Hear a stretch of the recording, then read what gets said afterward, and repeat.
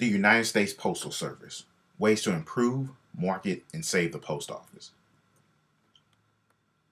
A brief history. The post office is the second largest civilian employer between the federal government and Walmart. The post office is legally obligated to serve all Americans, regardless of a person's geography, at a uniform price and quality. The post office hasn't directly received taxpayer dollars since the early 1980s. The dilemma. Over the last 10 years, the post office has been gradually losing revenue. First class mail has declined 29% from 1998 to 2008, mainly from email, instant messaging, and wide internet usage. To overcome this, the post office has raised its production levels through automation and route reoptimization. So where's the money? Since 2006, the post office has been forced to come up with roughly $5 billion in advance to pay for health care and benefits to retirees.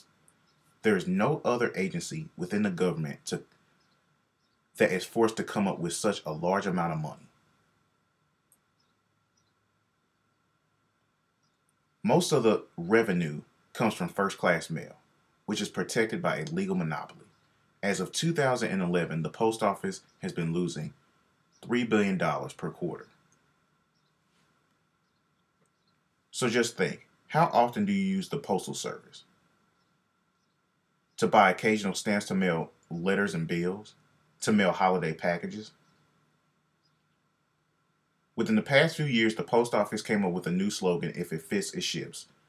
It seems good on the surface, but it doesn't stick to help increase sales. At least not enough to guarantee future revenue. So here's a list of other companies that have failed to adapt to change. Blockbuster, the newspaper industry, Kodak, Yahoo, and Sears, along with their competitors.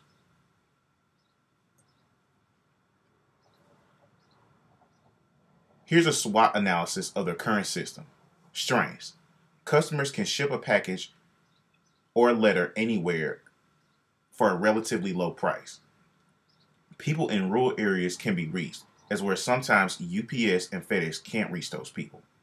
Companies such as Netflix and Amazon.com use the post office for cheaper shipping rates for customers. Then there's Saturday deliveries. Weaknesses. There's been speculation going around that the post office will get rid of overnight deliveries. Then there's the yearly raising in stamp rates. The Postmaster General has proposed cuts but no new way to create revenue.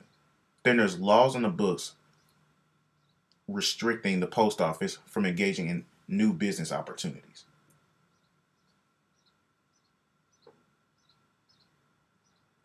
Opportunities.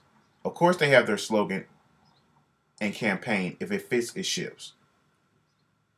Even if the post office raises their rates, it would still be low compared to their competitors. Then, of course, they have their Saturday deliveries. The post office is partially protected by the Universal Service Obligation and the Private Express statutes. The Private Express statutes create a government monopoly on the carriage and delivery of letter mail. Threats. There's the old school way of thinking and the failure to adapt. Then there's layoffs and cuts. These cuts would mainly hurt rural areas that depend on the post office for more than just mailing. Then there's the internet, which offers email, instant messaging, and online bill pay. So what we need is innovation and forward thinking. Just think, over the last 40 years, we have had numerous innovations, such as hybrid cars and windmills, advances in science and technology, smartphones, and we've even put a man on the moon. So how about the internet? What if the post office provided an internet service, or at the least provided a search engine, as well as other basic services, as shown in this video, featuring Senator Bernie Sanders of Vermont.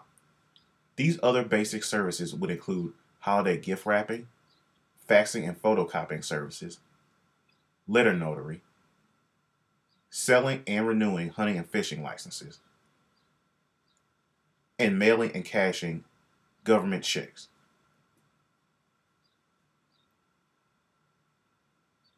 The new proposal: strengths. It would create new jobs as well as new revenue. Current and new employees would have to be trained. Buildings would have to be remodeled to fit the new business. Weaknesses: there are current laws on the books that prevent the post office from pursuing any non-postal business opportunities. Then there could be problems with getting the project off the ground and keeping it afloat for some time. Then there's other outlets that Americans can get their internet sources from.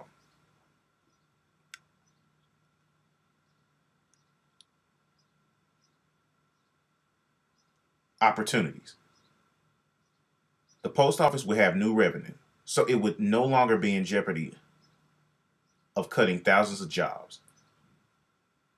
People could receive and cash government checks without the need of going to check cashing businesses, which usually charge huge fees.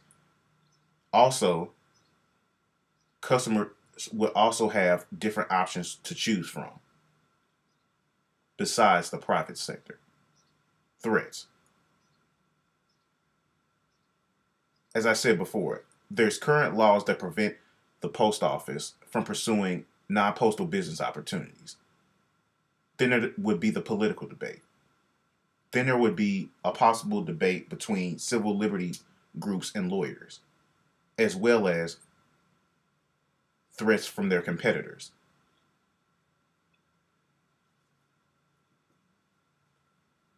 So here's a basic chart of the possible demographics of the people that would use these services.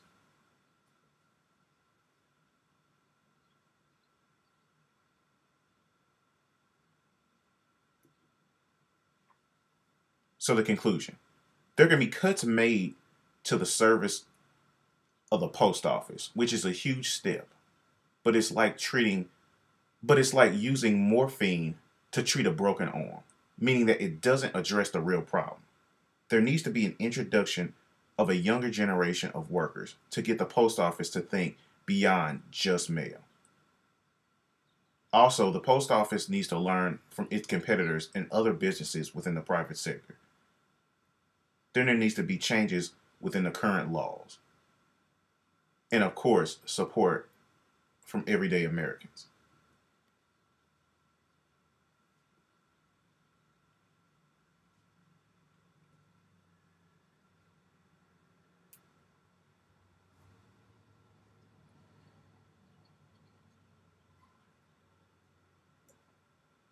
Creativity is thinking up new things. Innovation is doing new things.